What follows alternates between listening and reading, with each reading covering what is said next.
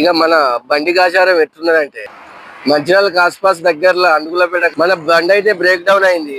Night 12 గంటలకు అయింది. ఇప్పుడు పొద్దున అవుతుంది. ఏం చేసుడో అర్థమైతలేదు. అయితే రోడ్డు పక్కకే ఉన్నది బండి. ఇటు చూస్తే మందమారి, ఇటు చూస్తే గుడ్లలోరు. బండ్లు అనేది బ్రేక్ డౌన్ కూడా అయితే కామన్. మెకానిక్ అయితే కాల్ చేసిన వస్తా అన్నాడు. వచ్చినాక చూద్దాం మరి బండికి ఏమైంది అనేది. ఇవాళ వెళ్తుందా వెళ్ళదా, సాయంత్రం వరకనే నాగపూర్ చేరుకుంటామా లేదా అనేది. బండి పరిస్థితి ఇది ఇప్పుడైతే. సేఫ్టీకి అయితే ఇన్స్ట్రక్షన్ అయితే అన్ని పెట్టేసిన, చూద్దాం ఇక.